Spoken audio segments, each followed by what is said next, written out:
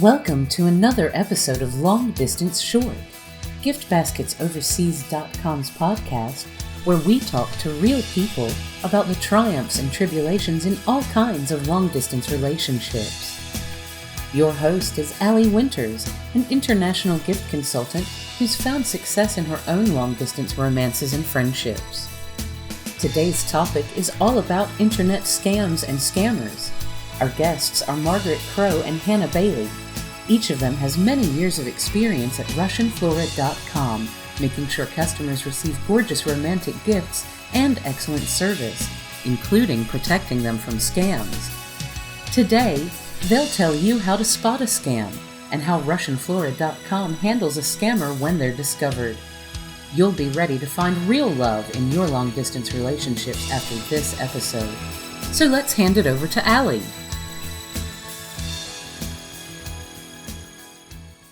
Hi everybody, my name is Ellie and today we're raising the question of dating scams. Our experts are Margaret and Oksana from the international flower delivery company RussianFlora.com. The ladies deal with the scammers on a daily basis and have a good understanding of who scammers are and how to deal with them. Hi dears, how is it going? It's going great, Ali. Thank you. And you? Just fine. You, Oksana? I'm fine too. Thank you for asking, Ali. So, Margaret, Oksana, can you describe what your roles in the company are and how exactly you deal with the scammers? Sure. So my name is Margaret and I'm the head of customer service and support team at Russian Flora. While most of my time I dedicate to the team, its development, performance, and needs, I still deal a lot with the day-to-day gift orders and their senders and recipients. Within the last 6 years in the company, I think I have gained quite some experience and expertise in this matter because we're coming across a large number of scam issues.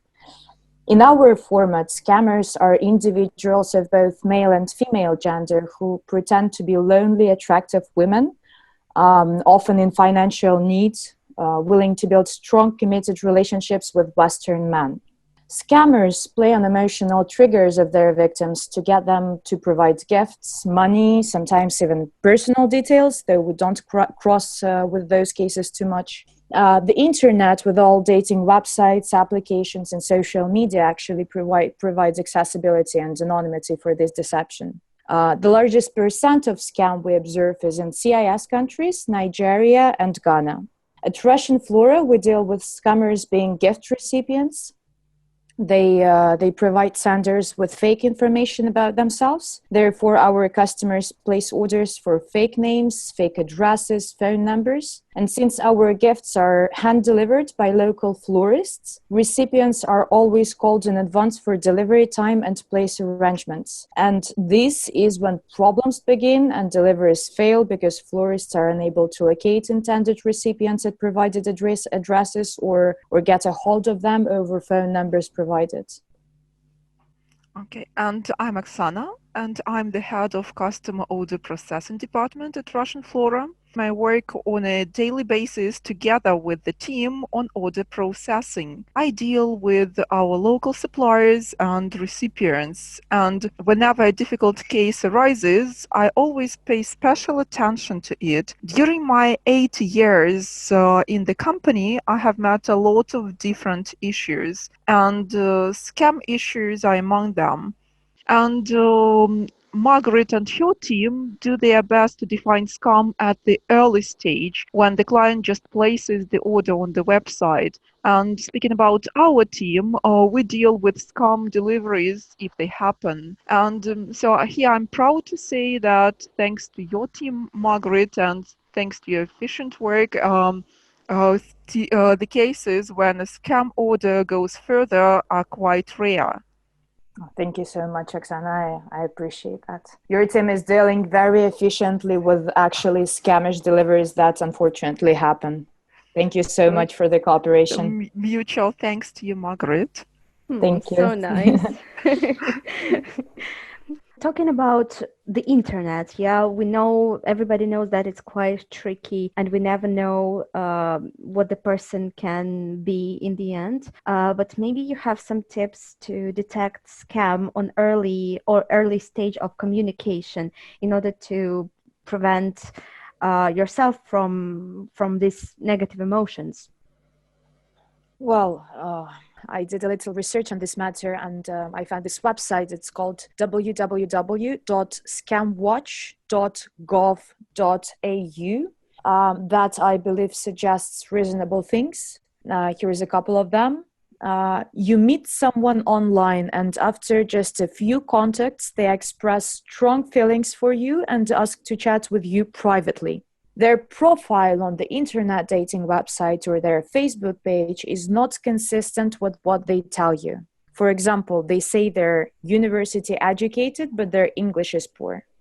After gaining your trust, they tell you an elaborate story and ask for money, gifts, or your bank account or credit card details. If you don't send what they ask straight away, their messages and calls become more desperate, persistent, or direct. If you do send money or gifts, they continue to ask you to send more. They don't keep their promises and always have an excuse for why they can't travel to meet you or why they always need more money. Yeah, I totally agree. I also faced some scam orders in the past. I remember my first experience dealing with the scammers. I have been working as a translator for some period of time as a freelancer. And once I was working on a project where I had to translate some romantic letters from English to Russian and vice versa. So my client was emailing with a woman, but she didn't know English, and the client obviously didn't know Russian. Everything was going quite smoothly until the time when the lady suggested using a specific translation company to translate their emails, of course. Well, basically, that's where I understood that the lady was just trying to make money on translation and that she kind of worked for that specific translation company. So I had to gently notify the client about the matter and hint that although he employed me for the project, the lady won't stop insisting on using her company services. So I basically lost the chance of working for him, but I think I did everything right and empathy was the most important thing at the moment. But what are your criteria to detect a scam? Is there some kind of pattern for that? Well, there are a lot. But on their own, they don't necessarily relate to scam. We start worrying only when a number of criteria combine in one order. For example, the most popular criteria are strange email addresses of recipients. As an example, we had cases like romantic dream at yandex.com, Natalia Glamour 84 gmail.com, Sweet Kitty 123, it feels like it's a fake email address. So this is the first red flag for us. Then it happens very often that recipients claim they don't have a cell phone and delivery must be done to the address provided or to a post office or to a friend or whatsoever. And this is extremely alarming because it's 2019, everybody has a cell phone. So whenever a woman tells you that she doesn't have a cell phone, this is tremendously alarming. Pay attention to that. And we had cases when recipients were saying that they don't have a cell phone. So the customers were actually giving them expensive cell phones. They were ordering expensive cell phones like iPhones or Samsung smartphones through our company, intending to deliver those smartphones to the recipients. And it happened that we identified scam on that stages. Apart from that, other red flags are recipient being unreachable over the phone and email, remote delivery location like a tiny town somewhere in the post-Soviet Union, often with incomplete street address, recipient's words contradict the courier's, like she persuades the customer that the gift must be delivered at the given address, or that no one called her or attempted delivery, while our courier, who we trust and who we're working with for many years, the courier is saying that delivery was attempted, the recipient wasn't found, and so on. So this is also alarming. Sure. So, and I agree with Margaret. As Margaret said, we always call recipients to verify delivery address. And in case the address is incorrect or incomplete, it could be one of the scam signs, surely together with other mentioned criteria. But there could be cases when the address is absolutely searchable in the internet, but in reality, it turns out to be not a residential address, but some office of a company where nobody knows the recipient. And I remember that there were scam orders when our courier came to the address, which virtually existed, but in reality, there was no such address. And in the majority of orders where there is an issue with an address, the recipient does not pick up the phone, or the phone could be unavailable. And if the recipient asks the courier to deliver to another address, or tells to the courier to pass the order to another person, because he or she will get the gift on her behalf, it is also a kind of scam alert for us. Oksana, and by the way, why do scammers say to send the gifts to some, addresses that they are not living? How can they get the gift in the company, for example, in the office, if they are not there? Like, what's the aim usually? Difficult to say what the aim of a scammer is, but it could be so that they ask to leave the gift at the reception for some name just of a person, and then the person comes and asks if anybody left the gift for me, just because I asked to leave it, or just it could be an acquaintance of the scammer, and just who is working in the company, and so nobody will know that the gift is received by the scammer, but the gift could be just somewhere in the company. So that is only my guessing. Just in fact, I can't tell you what the aim is, because that is very difficult to understand the psychological inside of a scammer, but that is a kind of suppositions from my side. I could also add on this matter. I think it also happens that the gift basket, a flower bouquet or a gift basket with chocolates or fruits, what people order sometimes in our website, is not actually the main goal of a scammer. And the gift basket or a flower bouquet that the sender might be sending to his recipient, who we suspect is scammer, is actually a sort of a test. So the sender just wants to make sure that his recipient provided him with the truthful information, and he can get this gift that was sent to him. But in fact, the recipient would tell that, yes, I got the gift, while in fact he didn't. And if he says he got the gift, then the sender might think that that's all right, this is a true person, so perhaps I can now send her money or a phone.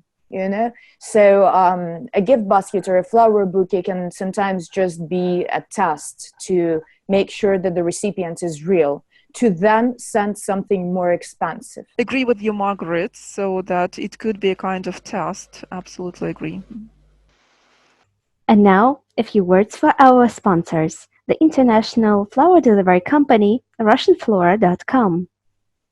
What's the best way to send beautiful bouquets and luxurious romantic gifts around the globe fast? Today's sponsor, RussianFlora.com. With thousands of flowers and gifts to choose from, and the best round-the-clock service in the world, as well as protection from scams when you order, the choice is clear for international flower delivery. Send your emotions over the oceans with RussianFlora.com.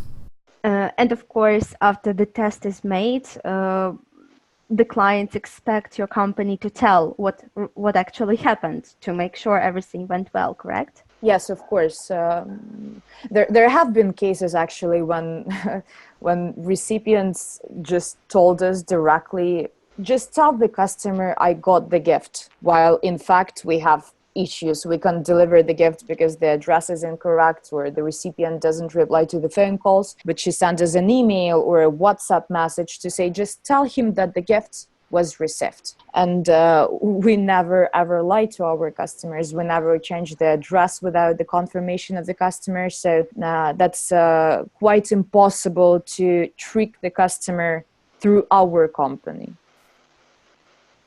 Okay, thank you. And maybe you can share some pattern of like an example of a scamish order. Well, honestly, I try not to store this kind of information in my memory, but overall, most of the stories are quite the same. A Western customer, often from the US or the European Union, is ordering a gift for a female recipient in a CIS country or Ghana or Nigeria. Recipient's details look incomplete or incorrect or inconsistent. Sometimes the last name of the phone or the phone number are missing. Then we put the order on hold, of course, and we ask the customer to obtain the necessary details, or at least provide us with the recipient's email address so that we have an alternative way of reaching out to her and verifying everything by ourselves. Then we either get a working number and process the order as usual, or the recipient remains unreachable, sometimes even to the client himself. You know, the moment the client is insisting on a working phone number, sometimes recipients just disappear. That's when they understand it's getting too serious and they can't actually commit to this deception anymore.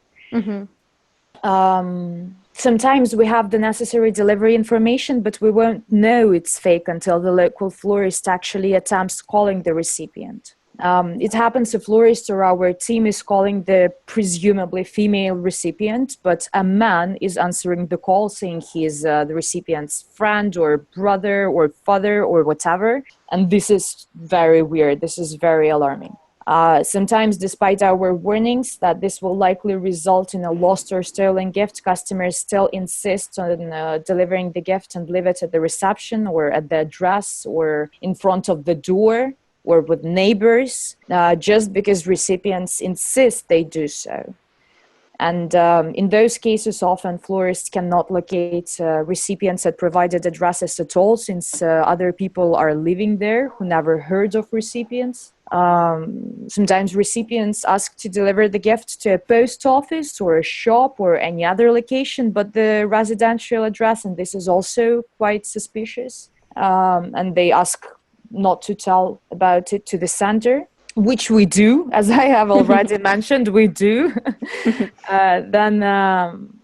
Yes. So, and I do not remember many scamish orders, but I can give you an example of some of the recent ones which seemed suspicious. And it was a delivery to a small town in Ukraine, and so the recipient was reachable on the phone, but so what was suspicious was that on the very date of the delivery, the recipient herself called our courier and explained that she needs to go urgently to another city on a conference, and she will stay there in that city for some days.